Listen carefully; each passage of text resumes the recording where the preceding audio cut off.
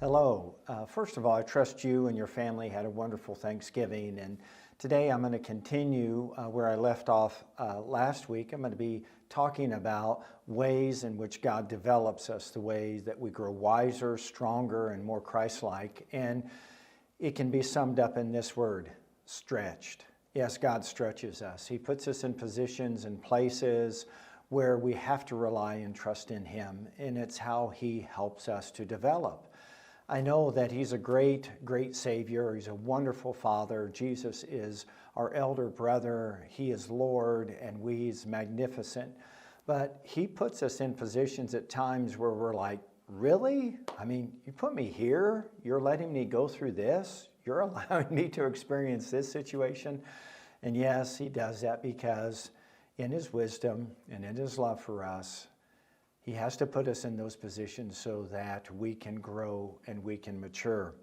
And I don't think anything develops or causes us to grow like when we have to exercise patience. So we're going to continue to talk about that subject matter for a couple minutes. I think that the book of James does a wonderful job of just reminding us of the necessity of patience and what we should do when we're facing various or different kinds of trials in life.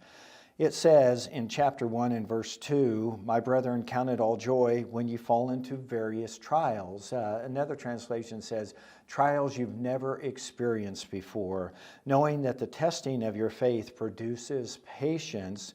And then it makes this appeal, "Let patience have her perfect work, that you may be perfect and complete, lacking nothing." I think there's really three areas that we can all identify in our lives where God puts us or permits us to be where we have an opportunity to grow and become more like Christ, where patience is a requirement, where patience is something that we understand is an important part of the process of becoming more like Christ.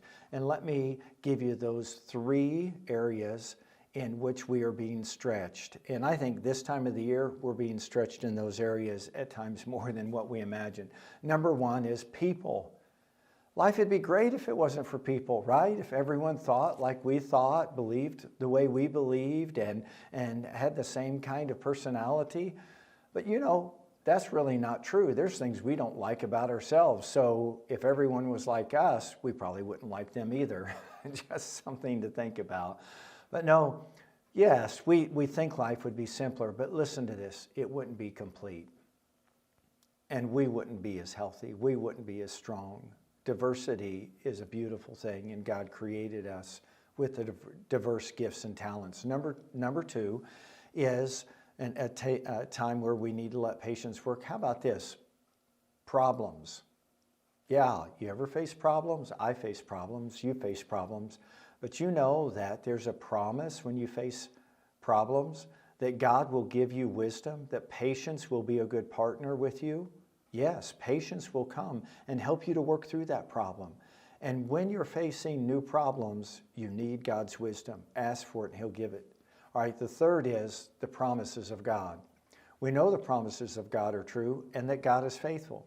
Here's the issue. You ever struggle with His timing? You ever think, God, could you just speed up the process?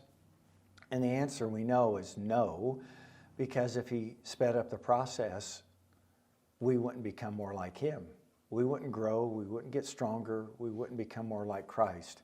And so remember that when you're working with people, be patient.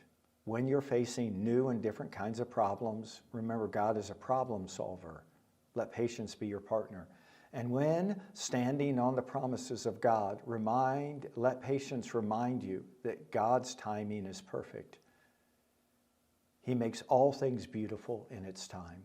God bless you. Have a great day.